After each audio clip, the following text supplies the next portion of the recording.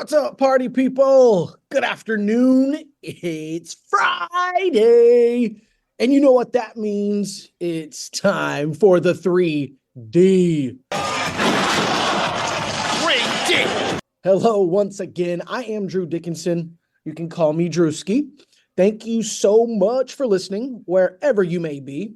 And of course, thanks for supporting the Drew Dickinson Diatribe each and every Friday right here on the SDH network. Once again, like every Friday, the main course, if you will, is on my beloved Manchester United. And in typical United fashion, it was once again a spectacle at Old Trafford on Wednesday. All the emotions once again. And just a little side note on that one. I'm not too sure how many more of these I can handle, okay? But we're still able to leave with the much needed 3 points this past Wednesday.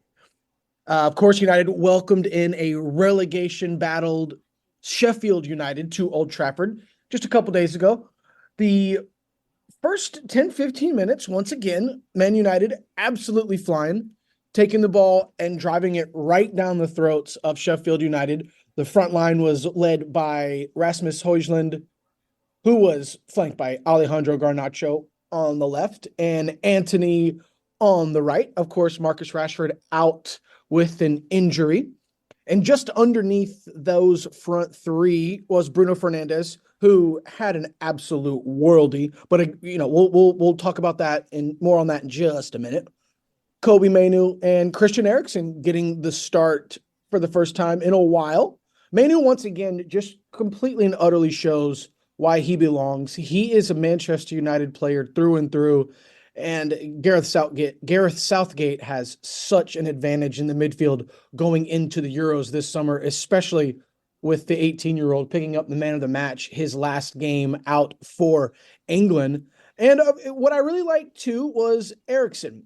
Although a defensive liability, he was playing a holding midfielder. But listen, not too many number 6s or number 8s in the Premier League can really pull the strings like Christian Eriksen. Hasn't had that many opportunities this season due to injuries, and nobody expected Kobbie Mainoo to come in and take this like a bat out of hell, but he has. And of course, McTominay coming in, scoring really important goals. I mean, not really offering much, but goals off the bench or when he starts once in a while. But McTominay has scored a lot of important goals this season, mainly minutes for McTominay, the absence of Mason Mount. So, Ten Hag really hasn't been, he cries about it all the time, but he's right. He hasn't really been able to to form a full 11 for a long, long time. But I digress. Back to the Wednesday game. Harry Maguire, Casemiro played very well once again as the center back duo.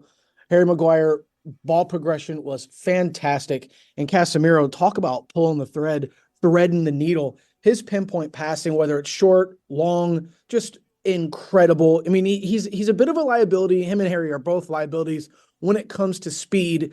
That aspect of the center back position is really missed by Lisandro Martinez, who I'm hoping not to be rushed back, but I'm hoping to have him back at least for the FA Cup final, fit and ready to go. And of course, the wingbacks, Diogo Dalot, who played on the left, right behind Alejandro Garnacho, and Aaron Wan-Bissaka played on the right on Wednesday behind Antony, who, of course, both of them just own the wingback spots, and Dalot just having an absolute amazing year for himself. He is definitely, and no shade on Wan-Bissaka, but he's been hurt a lot of the season, and I think it's quite obvious, it's been a little difficult for him to find his ground. And we know he's a fantastic defender, but what we saw last year, his development going forward, really haven't seen that much since he's come back. So let's hope he continues to work hard and he's back next year, because I would love to see Aaron Wan-Bissaka and Diogo Dalot, Luke Shaw back into the fold for that competition as the wingbacks. Now, the Blades, like many others this season, they actually made a game out of it. A massive mistake from Andre Onana, in the first few minutes of the game after United had just been dominating. It gave Sheffield some room inside the box. They took advantage, and boom, just like that, all of a sudden, Sheffield United up 1-0. And at one point, it was even 2-1, and then 2-2, and you just think, no freaking way. I mean, no, absolutely no way this is happening again, right? Wrong. Thankfully, Bruno Fernandes is just in top form. Again, like I said, he had an absolute worldy of a game. He saves the day for United, broken hand and all. Yeah, broken hand. He broke his hand earlier in the week against Coventry and came back, demanded to come back and play on Wednesday. And, besides all of his pissing and moaning, bitching and crying on the field, Bruno is just the last 4 or 5 games has really stepped up and really shown what it's like to be a Manchester United captain. So I really, really hope that he finds a little bit more form over the summer in the Euro, stays healthy, and comes back in the next season like a bat out. Like we just know that he can, because when he plays for Portugal, he's incredible. I mean, he plays for United, he's incredible. Just couldn't imagine what someone like Bruno would do with a healthy United and just some really, really great talent in front of him. Not saying that Rashford, Garnacho, and Anthony Højlund, they're not all top talent, but they're not in form. None of them are in form. And it's like Bruno against the world right now. So let's hope the summer or, a miracle comes and Garnacho finds his form. Not that Garnacho's played bad, but ever since that benching, I just feel that there's been some sort of, a little head game going on with him. But he's young. He's 19 years old. And I don't really see much of, a mental aspect, especially when he's on the field, because every time he gets the ball at his feet, he's got one mission. That's to go at the defender in front of him. And you just love to see it. Bruno, like I said, broken hand and all, scored an absolute freaking stunner of a left-footed goal. His opposite foot, mind you. And that came about 20 minutes after he hit one from the penalty spot. Again, Bruno, beautiful passing, amazing energy, and just really giving those wingers and forwards lots and lots of opportunities. Garnacho squandered a few. Of course, Højlund, he got a goal, and mind you, a much needed goal for his confidence, because he did 7 and 6, got injured, and really hasn't been able to find any form. And all strikers, doesn't matter how you score, where you score, or when you score, scoring a goal when you're in a drought could just do loads for your confidence. Unfortunately, no, excuse me. In Højlund's 85th minute goal is what kind of sealed the deal, or not kind of, it is what sealed the deal for United. And again, it was a game that they completely dominated, should have scored 5, 6, 7 goals. But of course, 4 went in, and the goalkeeper for Sheffield United had himself a game as well. Everybody has their World Cup game when they play at Old Trafford. It just is what it is. And one thing that I really enjoy, I've been hitting on it a lot, that opposing teams, we concede so many shots against opposing teams. We're never on the leaderboard. We're never on the upper hand when it comes to shots on target, shots on goal. It's always the opposite. Nuh-uh, not this Wednesday. United, 25 shots, 13 on target. And again, only 4 went in, but you got to think 2 or 3 of those misses could have been a 7-1, 7-2 game or final score. But I don't want to make excuses. It's just, when this team can figure it out in the offensive third, it could be really, really scary for the rest of England. Garnacho, again, such a threat coming down that left side. He needs to finish more. And, Bruno gifted him a few chances. He's got to finish. And again, remember, he's only 19, so he's definitely going to improve. I have no doubt about that. Anthony, once again, very, very poor. Ten Hag made the right choice for a change. Ten Hag made the right choice for taking him off in the 55th minute for Ahmad. And to give a little bit more insight on to Ten Hag substituting, it was fantastic. I agreed with every single one. And listen, I don't like being an armchair quarterback. But again, the definition of insanity is doing the same thing over and over again and expecting a different result. Something like that. Don't quote me on it, but it's something like that. And he continuously was taking off Garnacho and Mainu, and the team fell apart. Well, he didn't do that this past week on Wednesday, bringing on Ahmad, taking off Eriksson for McTominay.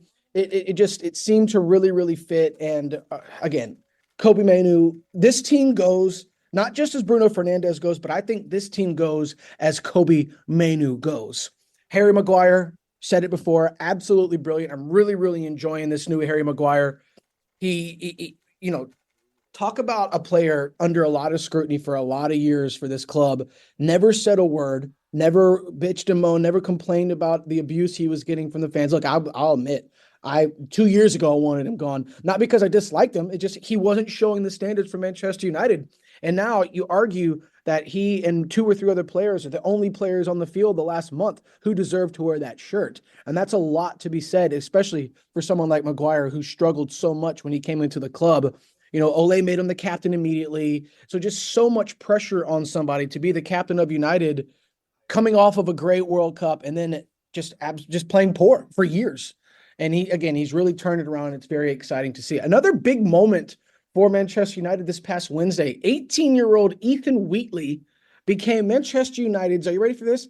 Became United's 250th Academy graduate to play minutes for the first team. I mean, it's just unbelievable. You already have Marcus Rashford, Scott McTominay, Kobe Mainoo, Alejandro Garnacho, just to name a few, or Forson, just to name a few who were in the first team and on the bench. It was just within the last, 3 games. So it's just really cool. Ten Hag really seems to have a knack for youth. We saw it at Ajax. He's very, say what you want to about it, but developing youth is something that his resume should be at the top of his resume, because he's so fantastic at it. Again, look at, i.e. Garnacho, Kobe Mainoo. Forson has been given some chances. Ten Hag has a little confidence in him. But all in all, much needed victory for Manchester United. Much needed 3 points.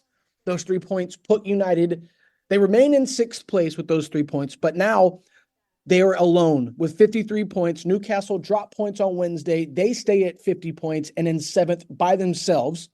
And with 5 games to go, can United steal that 5th spot from Villa or Spurs? Looking like they're going to have to steal it from Spurs, who have 60 points currently, but they also have 2 games in hand. So United must keep winning if they want to sneak into Europe. But can they do it? This weekend, well, Saturday to be exact, tomorrow, United are back at home again. This time they welcome in Burnley. And we talked about Sheffield United in a relegation battle. Burnley are second to last place in the league, which is 19th.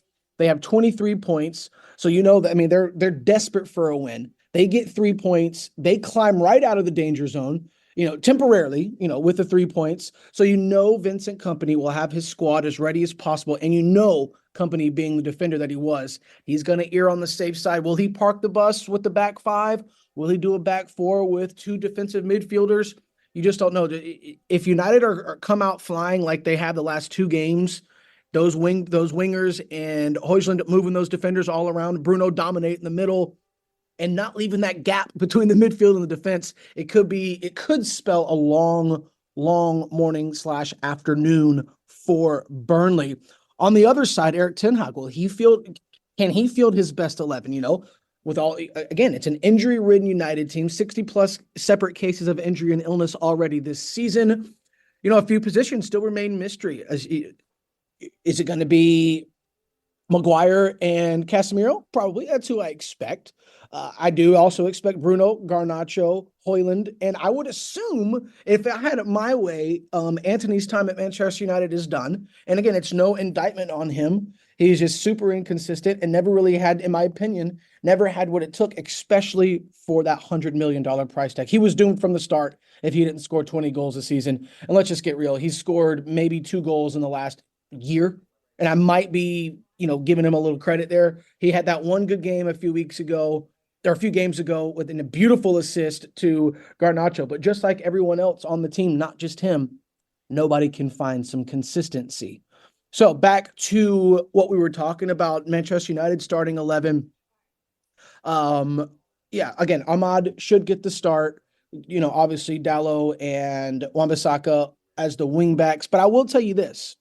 I want to see that front 4, Bruno, Højlund, Garnacho, Ahmad, whoever it is partnering with the top 4. I want to see them punish Burnley from the opening whistle, finish the chances created. There just been too many times that we've squandered wonderful chances inside the 18, inside the 6. We just can't, that cannot continue to happen. The last time these two clubs met, Burnley should have got the win. They outplayed United. It was back in September of 2023, dang near at the beginning of the season. United kind of squeaked away with a narrow 1-0 victory. But if, and that's a big if, United can build off that 4-goal performance from Wednesday, I absolutely see no reason why they cannot beat Burnley 3-4-0. Mistake-free, confident soccer for 90 minutes. That's what I want to see. It's another big game for Ten Hag. United desperately need the 3 points. I mean, both teams desperately need the 3 points, but I'm not considering my desperation for Burnley. My desperation is for the 3 points for Manchester United. And like I said before, any chance United wants to sneak in to that top 5, to sneak into that European spot, you've got to win games like this. Crystal Palace, Arsenal, Brighton, and Newcastle will be the final 4 games of the season. And looking at that on paper, I see a guaranteed 6 points, and that's me being nice. Crystal Palace and Brighton, but you can't count them off because Brighton are a great team. Crystal Palace, they're really coming into their own. And of course, Arsenal, who are still trying to win the league, they may bottle it. We know how that goes with them. And Newcastle, I do not know what happened. And they just completely fell out of form. They're fighting with United to try and sneak into Europe. But just like United, Newcastle have to win. Cannot drop easy points like they did over the week. But again, those are the final 4 games of the season. And, again, no simple task. That's why tomorrow is so important. But with all that being said, that will do it for me this afternoon. I can't thank you all enough for listening wherever you may be. Again, my name is Drew Dickinson. Enjoy all the soccer this weekend. Thanks for listening to the 3D. Drewski out. Ridiculous.